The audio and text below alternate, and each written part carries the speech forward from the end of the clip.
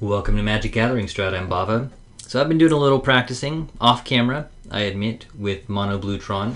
I've switched over to Shock Troopa's recent list from the Protect the Queen Van Lunen list. You can see Shock Troopa's still getting good results with his list. He added in a couple Gifts Ungiven, which I'm trying to figure out how to use. And in this matchup coming up, you'll see me misuse it a little bit, I think.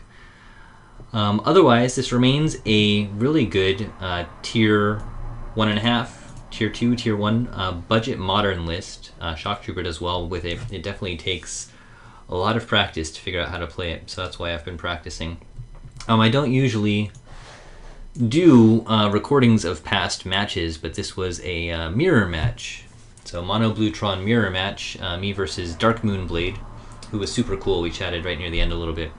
So I wanted to show it off. I'm going to go at full speed, and I'll try and keep up here. Maybe we can look at our opening hand first. Opening hand, pretty good start. We don't know what we're up against at this point. We've got a counter spell.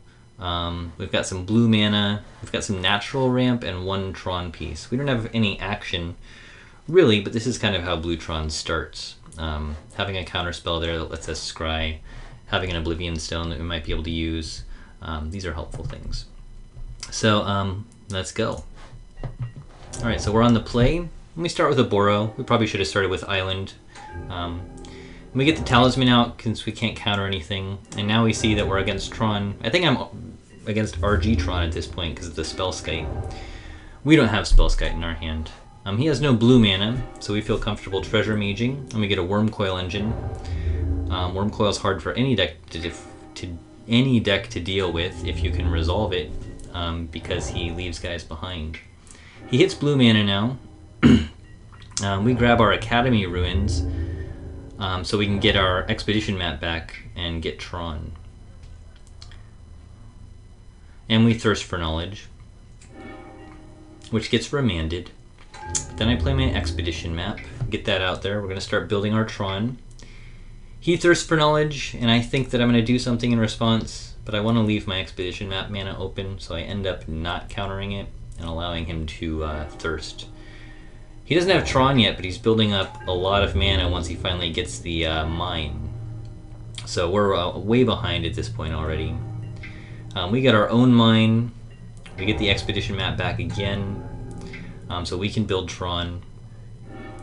He forces us to tap out on our turn, which I think is a good play for him, because now he can get his Tron going, get the Mindslaver. He gets to control us for our turn. Always good. Thirst for Knowledge means he can throw away the tower that I grabbed, which really sucks. He bounces my Talisman, and then gets to make me discard 2 more cards, because we have 9 cards in our hand. And then he's got the Academy Ruins, and he's got the Mindslaver, and he's got the mana. So that is the Mindslaver lock. He can control our turns, and eventually mill us out if he doesn't do anything else. But I just concede at that point. So we lose game. And here we are in game 2. We can look at our opening hand. We do get to play first. We get a Tech Edge in the opener, which is nice against Tron, because we can blow up stuff, and we have 1 Tron piece and an Expedition map, and again 1 counter spell. So this is kind of what Tron does. It's not a lot. We hope to get a counter in. We hope to scry into some good stuff. We hope to start getting Tron together, but really we just kind of hang out. So let's go for it. It's Island Expedition map, since we can't counter anything with just 1 island, and he's not going to cast anything with just 1 island. We leave Condescend up. We could scry there and let him resolve the Expedition map, but I'd rather counter something. We Thirst for Knowledge. Oh no, we don't. We get our Tron, because now we have Tron on turn 4, and we have a blue mana, so we're feeling okay. He's going to map, but we're going to Condescend this, and make him spend 4 if he wants to keep it up.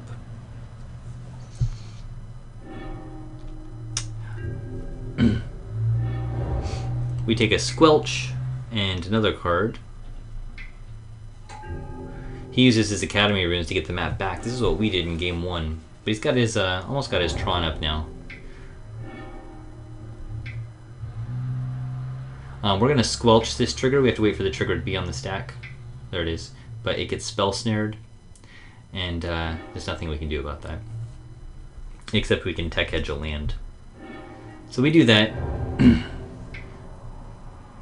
We get rid of his Academy Ruins. There's often only one Academy Ruins, so getting rid of that can be a good thing. At the end of his turn, we do a Gifts Ungiven. He responds by casting Gifts Ungiven. This is one of the cool things about this Tron mirror. We're going to Spell Burst with Buyback, but it's going to get Condescended, and we're out of mana. So we lose our Spell Burst, which is sad, and we both resolve our gifts. He puts Snapcaster, Extraction, and 2 counters in there. Oh, hold on. Shit.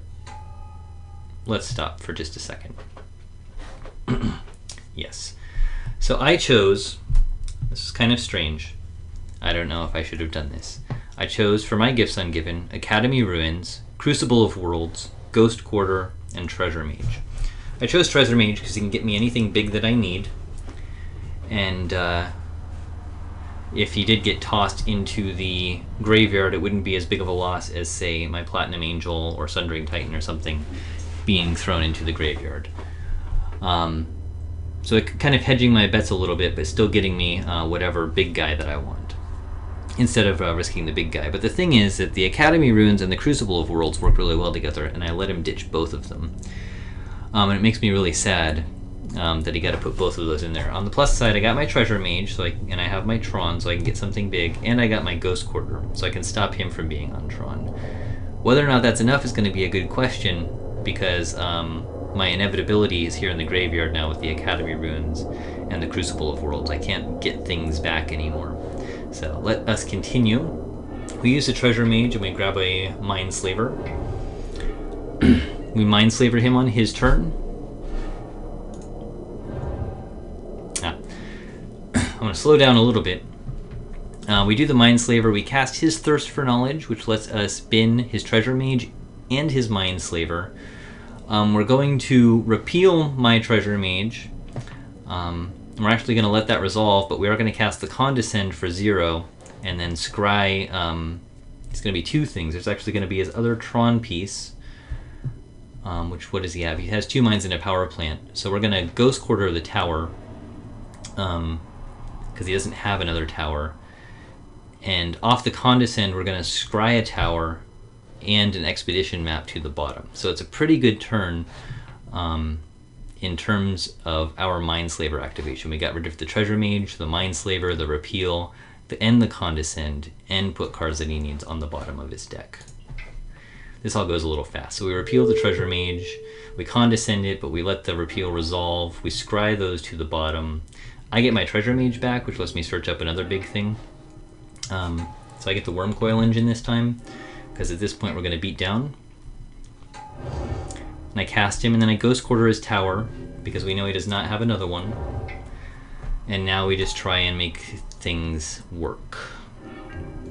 Okay, so he grabs a Sundering Titan, but he does not have Tron to cast it. He blocks the Wormcoil and takes 2.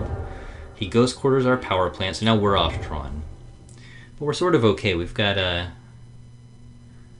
Remand, and we draw into a Condescend, and we draw another Condescend. We're hitting him for 8, so we got a 2-turn clock. He tries to cast Platinum Angel again, and we Condescend it for 2.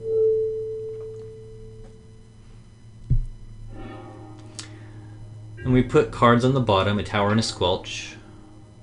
We Thirst for Knowledge on our turn, and ditch the Talisman. We play a mine. We still don't have Tron, but we still have a 1-turn clock, so he needs to do something here, and he doesn't have it.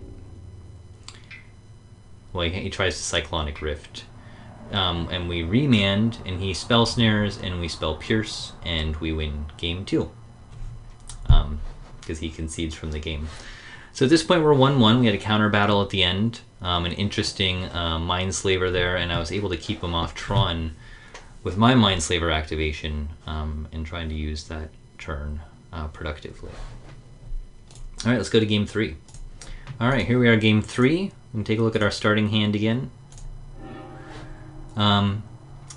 It's not as exciting as our other starting hands. We do have 2 islands. We can Condescend something or Remand something. and we can Thirst for Knowledge to try and draw into some other stuff. So we're going to keep this. This is a keepable hand for Blue Tron, but we do need to get some more action or we could be in trouble. We get another island, which is good. It lets us cast Thirst. Then we get a Mine, and that's nice. He looks like he's going to get Natural Tron, which makes me sad, but I get a Ghost Quarter. He tries to cast Thirst, but I condescend it for 1. I put a Mine on the bottom and an Expedition map on top. But now he's got Ghost Quarter and Crucible, which is really weird. So he takes away our Mine and we get another island. And then he gets the Ghost Quarter back with his Crucible, plays a Treasure Mage to get a Wormcoil Engine. At the end of his turn, we repeal his Crucible, which was our plan the whole time, which is why I let the Treasure Mage resolve, because we want to try and counter the Crucible. We get 2 Expedition maps. We take 2 from the Treasure Mage. At the end of his turn, we Thirst, which he remands. We're going to take the opportunity for him to be tapped out to get our Wormcoil Engine, because he doesn't have an answer for it yet. He does get the Crucible back, but getting the 6/6 guy that's hard to deal with seemed good at this point.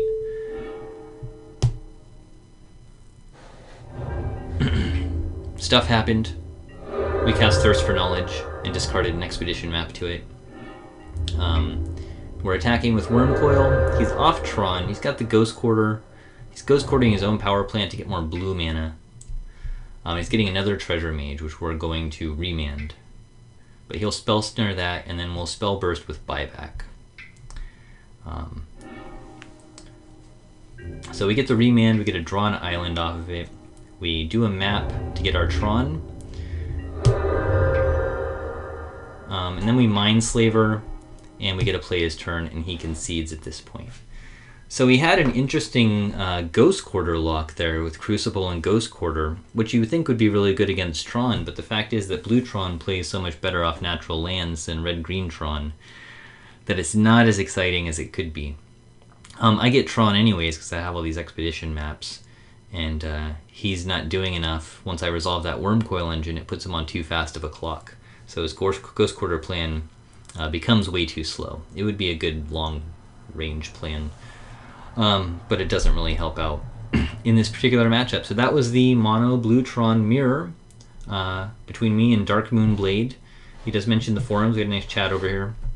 There's 250 pages of Mono Blue Tron thread on MTG Salvation, which I have not read through all of yet, but I do want to go and check it out. So hopefully you guys enjoyed this recap. I know it was pretty fast, but yeah, it was a really interesting mirror match, and I thought that I would share it. So we ended up winning it 2-1, and he says I played the deck well. I'm really trying to figure it out. Aside from that Gifts Folly, and maybe, you know, it did work out. I got to keep him off of Tron. I got to use my Treasure Mage to take control of his turn. So even though it was a heavy price to pay, it may have been the right play. You guys let me know what you think. I don't think putting Crucible and Academy Ruins into my graveyard at the same time is ever the right play, but it worked out okay. Which does not make it right. Thanks for watching. Let me know what you guys think of the recap, and I'll catch you all next time.